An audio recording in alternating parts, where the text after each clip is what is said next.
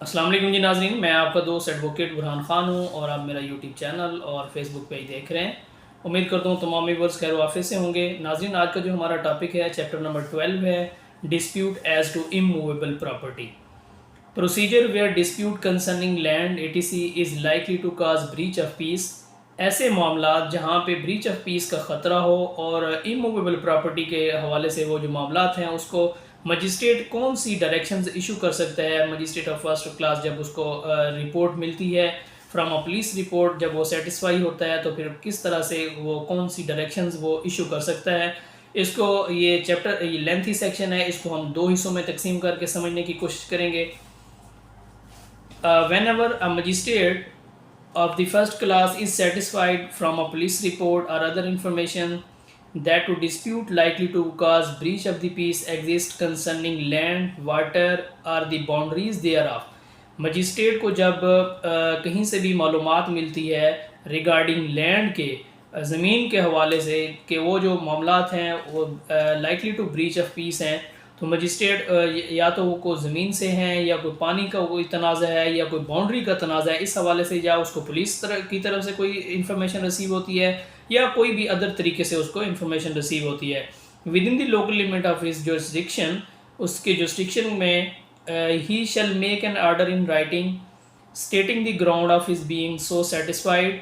Magistrate order type करेगा और उस आर्डर में अपनी सेटिस्फेक्शन के ग्राउंड्स लिखेगा कि किस ग्राउंड्स के तहत मैं ये सेटिस्फाई हुआ हूँ और मैं ये इस आर्डर को पास कर रहा हूँ। And requiring the parties concerning in such dispute to attend the court, और उस आर्डर में ये मेंशन करेगा कि दोनों जो पार्टीज़ हैं जो मुतदाविया हैं जो जिन पे जो वहाँ पे झगड़ा करने की कोशिश कर रही हैं, दोनों को कंसर्न्ड पार्टीज़ को कोर्ट जो है वो कोर्ट बुलाएगी इन पर्सन और बाई प्लीडर। वो खुद या अपने वकील के साथ वो प्लीड कर सकती हैं within the time by fix by such magistrate and to put the written statement of their respective claim as respect of the fact actual position of the subject of the dispute.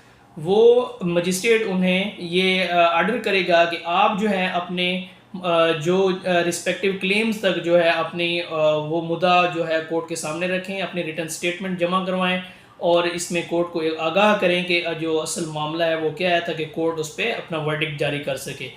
Class 2 है for the purpose of this section the expression land और water include building, market, fisheries, crops, other produce of the land and the rents of the profit of any such property. Land और water से मुराद है कोई भी buildings हो सकती हैं, मार्केट्स हो सकती हैं, कोई भी फसलात हो सकती हैं और इस तरह के जो रिलेटेड ज़मीन से रिलेटेड जितनी भी वहाँ से उसको जो मामलात हैं वो तमाम इसी की प्रॉपर्टी के अंदर, या जो इस प्रॉपर्टी का जैसे कि मार्केट है, मार्केट का रेंट भी इसी हवाले से आता है। तो इस तरह के जो भी होंगे मामलात वो इनको मजिस्ट्रेट जो है डायरेक्शन इशू करके इसमें आर्डर पास कर सकता है। क्लास 3 है copy of the order shall be served in the manner provided by the code for the service of the summon upon such person as the magistrate may direct at least one copy shall be published by being affixed to some conspicuous place at near to the subject of the dispute. Magistrate जो है वो service of समन का वो जो process है उसके तहत ये आर्डर उसको सर्व करेगा और इसकी आर्डर की और जो वहाँ पे उनको इन्फॉर्मेशन रिसीव हुई है उस पिटीशन की भी एक कॉपी जो है उस आर्डर के साथ जो है वो वहाँ पे उनको सर्व करवाई जाएगी। और वहाँ पे एक और काम जो मजिस्ट्रेट साहब वहाँ पे ये इशू डायरेक्शन ये देंगे कि वहाँ पे जहाँ पे ये कंसर्निंग लैंड है, जहाँ पे ये तनाज़ा हो रहा है उस ज़मीन के साथ कोई भी कॉन्स्पिकुअस पार्ट जो प्लेस है वहाँ पे ये कॉपी जो मजिस्ट्रेट के आर्डर की है वो भी अफेक्स की जाएगी ताकि लोगों को ये नज़र आए कि ये जो मामला है कोर्ट में पेंडिंग है, लिहाजा इस पे जो है वो अपना उसमें इंटरफेयर ना करें जब तक कि कोर्ट का वो फैसला नहीं आ जाता। क्लास 4 है इंक्वायरी एज टू पोजेसन, ये हम नेक्स्ट लेक्चर में देखेंगे। तो ये था आज का हमारे पास टॉपिक 145 की कार्रवाई क्या होती है, आपने अक्सर अदालतों में सुना होगा।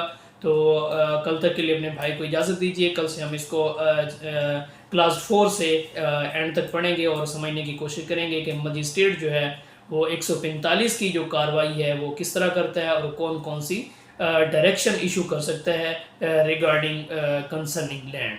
तो ये था आज का हमारा टॉपिक। उम्मीद करता हूँ दोस्तों को ये टॉपिक पसंद आया होगा। तो कल तक के लिए अपने भाई को इजाज़त दीजिए। अल्लाह ताला आपका हामी और नासिर हो। अस्सलाम, थैंक यू।